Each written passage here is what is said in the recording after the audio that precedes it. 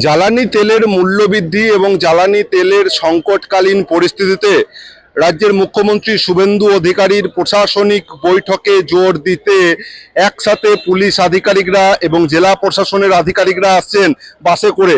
এই যে বাসটি রয়েছে এটি পুরুলিয়া জেলা পুলিশের আধিকারিকরা এই বাসে করেই তারা আসেন একসাথে। তারপরেই পুলিশের আধিকারিকরা তারা যে রাজ্যের মুখ্যমন্ত্রী শুভেন্দু অধিকারীর প্রশাসনিক বৈঠকে যোগ দিতে যাচ্ছেন।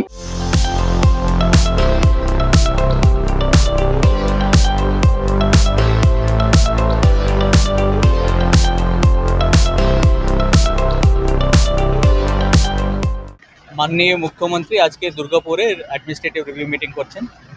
সেক্ষেত্রে আমরা জেলা থেকে সব এডিএম, এসডিও, বিডিও সবাই একসঙ্গে দুটি বাস করে যাচ্ছি, যেহেতু মাননীয় প্রধানমন্ত্রী একটা বার্তা দিয়েছেন পেট্রোল বাঁচানোর জন্য।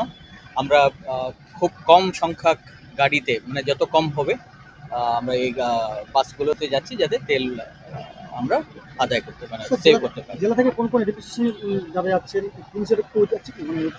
পুলিশ থেকেও যাচ্ছেন, ওনারাও খুব সংখ্যক গাড়ি পুলিং করে যাচ্ছেন, যাতে যত কম গাড়ি ব্যবহার করা যায়।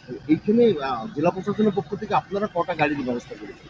আমরা এই দুটো বাস আর এমার্জেন্সির জন্য 2-3টা গাড়ি থাকে। পুরুলিয়া, বাঁকুড়া, বীরভূম, পূর্ব বর্ধমান এবং পশ্চিম বর্ধমান এই 5 জেলা থেকে, এই 5 জেলার মধ্যে 4 জেলার পুলিশ আধিকারিকরা এবং জেলা প্রশাসনের আধিকারিকরা বাসে করেই পৌঁছাবেন এখানে, এমনটাই দেখা যাচ্ছে।